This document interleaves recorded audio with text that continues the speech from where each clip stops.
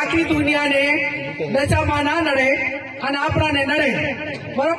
એટલે આ દશામાના વર્તો કરીને ઘરેથી દશા બેહાડવાની પ્રથા છે એ કોઈ પણ બેન દીકરીએ દશામાના વર્ત હવે કરવાના નહીં. અને જેને દશામાં નડે એ બધા માને મારે અહીંયા મેલ દીધો, હું એકલી ગાડી ફેરું છું, દશામાં મારા ભેગા ગાડી ભરશે અને નડે તો મને નડે, તમને કોઈ નડશે નહીં, બરોબર ને? પછી આ ભુવાનું ને એનું રહ્યું ને એ કંટ્રોલ મારું છે, પણ મહેરબાની કરીને કોઈ ભુવામાં ફસાતા નહીં. તમારું જે કર્મ છે એનું જ અગત્યનું છે, જેવું કર્મ કરશો એવું ભોગવશો. અને એવા તમને બ્રહ્મ ઘાલશે કે તમને આર્થિક બરબાદ કરશે, સામાજિક બરબાદ કરશે, કુટુંબમાં બરબાદી લાવશે અને એવી વેમ ઘાલશે તમારો પરિવાર વેરવિખેર કરશે. એટલે મહેરબાની કરીને કોઈ પણ પ્રકારનું દખ હોય તો ડોક્ટરને બતાવવું, હગાવાલાને બતાવવું, એને વાત કરવાની, કોઈ પણ અકામણ હોય તો વાત કરવાની, 5 જણા મિત્રોને કહેવાનું, પણ ચાહે અંધશ્રદ્ધામાં આવવાનું ને. અને ભોપા જો આખા દેહનું બધું મટાડી દેતા હોય તો મોહન કેશોદી આ સાહેબ બે તમે કોઈ ભોપાની બાધા રાખા અને અમે તમારે અહીંયા કોઈ પણ કામ ના કરા અને ચૂંટણીમાં ફોર્મ ભરા દીધા તો ભોપો હાજો તો અમે ભોપા લઈને બેહી રહ્યા ને ભાઈ.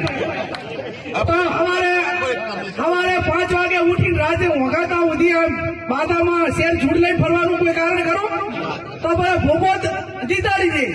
એટલે ચાહે ભોપાની વાતરી જે ભોપા હોય માફ કરે ને પેલો આપણો ના નડે ભાગ, બરોબર? એટલે આ માત્ર ભ્રમો છે, માત્ર કમાણીને સાધન છે, ટોકા રસ્તા છે.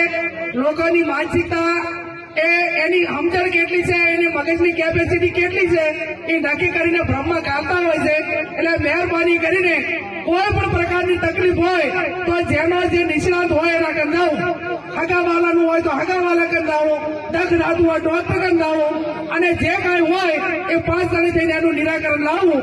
આપ ખૂબ મોટી સંખ્યામાં હાજર રહી કે કોઈ પણ ધાર્મિક પ્રસંગ હોય તો આપણા સમાજ મોટા ભાગે કેળા હનુમાન હોય કે અંબાજી હોય કે ઢીમા હોય તો કોઈ બેન દીકરીઓએ એ વેળાના દિવસે ચાલતું દાવાનું નહીં, તમારે દર્શન કરવાના હોય તો ગાડી લઈને બીજા દિવસે જઈ આવવાનું અથવા આગળના દાડે જવાનું, અથવા તો ઘરના પરિવારના સભ્યો સાથે જવાનું. એકલા બૈરા છોકરાને પગપાળા લાંબા રાહે કોઈ મેળવાના નહીં રહી અને સમાજ વ્યવસ્થા હચવાય. આપણે કોઈની દીકરી સામે કોઈને લાવી ના જોઈએ અને આપણી દીકરી થાય તો એને લાવે પાર મેળવો પડે.